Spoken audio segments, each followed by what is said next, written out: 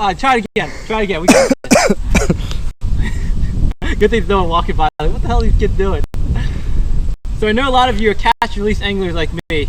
That's awesome. It's a great way to sustain our fisheries. So there's always more bass for everyone else to enjoy. And today I'm going to teach you how to properly handle a bass to maximize its chance of survival. This is ridiculous. You still have a leader on?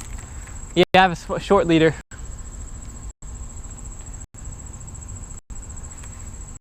Way out there, felt that tap, the line moved off, set the hook, nothing. And got him. We got a volunteer. Perfect size too, not too big. So the first thing you guys want to do is when you're landing a bass, you don't want it to contact the ground, you don't want it to contact the grass, you don't want it to contact the pavement. And the reason why is doing that is going to compromise the bass's protective slime coating and ultimately make it more vulnerable to disease. So let's say you're getting the hook out and it's stuck in there, so you got to mess around, pull out the pliers. So this guy got hooked pretty well, so I'm going to need the pliers. I pull it out.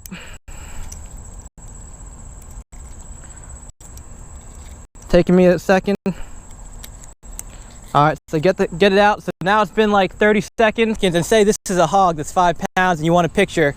You don't want to keep the bass out of the water too long. So what you want to do is if you need to take a picture and you've already had the bass out for a decent amount of time, you want to bring the bass to the water and give it some oxygen. Just hold it in the water, just like this. Let it breathe for about 30 seconds or a minute. And you don't have to worry, it won't flop free. Unless you have the finger strength of like a 5-year-old, you won't have to worry about the fish getting away. So, all right, so the fish is pretty revived now. Now you can take it out, snap a quick picture. So you're snapping your picture. There's 2 ways you can hold the bass. One is you hold it vertically like this, okay? The second way is you hold it horizontally, but you use both hands, one hand to support the body of the fish, and the other one to support the mouth. How you don't want to hold the fish is like this. This guy's a little one, so he'll be okay, but for any bass over like 1.5 pounds, you don't want to hold the bass like this. When you hold it like this, it's going to extend the bass's jaw and cause permanent damage, and ultimately can compromise the bass's ability to feed. So you definitely don't want to hold the bass like this, even though some pros do it, some other anglers do it. That's the incorrect way to hold a bass. It can definitely damage it. You don't want to do that. For the weight measurement, the best type of scale to use is this type of scale with a lip gripper. This way you can just put the fish on the lip gripper like that, no harm. It gets the weight and you can easy to release and let go. Unfortunately, my scale is discontinued, but there's some other types of scales with this kind of lip grip. Most people, what they have is they have a hook type scale.